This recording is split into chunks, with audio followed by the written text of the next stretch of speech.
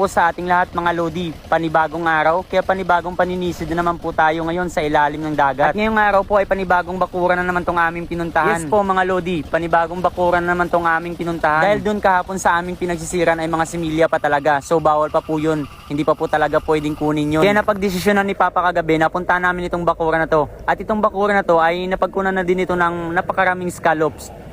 Siguro mga isang taon nang nakalipas. Kaya nandito kami ngayon para subukan sa pag-survey kung meron na bang scallops or wala pa. At dito nga po mga idol, pagkatapos magbigay sinyalis nila Papa ay agad na kaming sumunod nitong tropa ko na si Gilmer. At bago ang lahat ay gusto ko po munang ibig shoutout yung mga solid followers ko dyan sa Palawan. Big shoutout po sa inyong lahat. At ganun din po sa lahat ng mga taga Ross City. Big shoutout po sa inyong lahat. Maraming salamat po sa palaging panonood ng mga video ko. At dito nga po mga idol, ang napagpwestuhan ng mga scallops ay kung tawagin sa amin patambak. Ang ibig pong sabihin ng patambak mga idol ay yung natatabunan sila ng mga lapalapa at ng mga patay na shell. At pag ganitong klaseng napagpwestuhan po ng mga scallop, dapat po ay masipat ka sa mata or dapat kabisaduhin mo kaagad yung napagpwestuhan ng scallops para hindi ka mabukya. Kagaya po lamang nito, pag tinignan mo sa malayo ay wala kang may makikitang scallops. Pero pag kabisado mo na, kahit nasa malayo pa lang ay alam mo nang meron na nang nakatagong mga scallops. At yung kagandahan sa napagpwestuhan namin ngayon mga idol ay mga good size na yung mga nakatirang scallops. Kaya pag ganito na yung mga size ng mga scallops ay safe ka na po sa bantay dagat. At dito nga po mga idol, makalipas ang mahigit isang oras ay agad ko na po itong pinakyat yung aking kuwa kasi medyo masakit na po yung paglugot ng os sa aking leg. Dahil dito po sa aming napagpwestuhan ay nakailang lagpas po kami ng takot. Ang tinatawag po naming takot mga idol, ayan po yung malawak na kabatuan na kailangan naming paglagpasan para makapagpwesto na naman kami sa buhangin na parte. Kasi mga idol, yung scallops ay sa buhangin lamang nakatira. At dito po mga idol ay nakadalawang pakyat po ako ng aking kuwa. Kaso lang kung makikita nyo ay di gaanong puno yung aking lagayan dahil nga po sa malalawak na takot or kabatuan. Kaya nakailang lagpas po kami sa mga kabatuan na yun. At sa pagpaakyat naman po ng inyong mga nakuhang scallops mga idol ay ganito lamang po. Kung tawagin po dito sa amin ay paere. Itatali mo lang po yan yung napaglagyan mo ng scallops or sibot kung tawagin dito sa amin. Itatali mo lang po yan sa lubid ng container. At pagkatapos po yung container ay lagyan nyo po ng hangin. At once na nalagyan nyo na po ng hangin yung container ay kusa na lang po siyang lilitaw. At pagkatapos nyo pong mapadala yung inyong kuha ay wag po kayo kaagad umahon dahil kailangan nyo pa pong mag-compress or i-bend nyo po yung inyong katawan. Nang sa ganun ay malayo ka sa disgrasya. Kagaya na lamang po dito ng aking ginagawa. Ihimasi-masi mo lang po yung buo mong katawan. Uulit-ulitin mo lang po yan hanggang sa makaahon ka. At wag nyo din pong kalimutan na dapat po ay makaihi kayo habang nagkukumpris.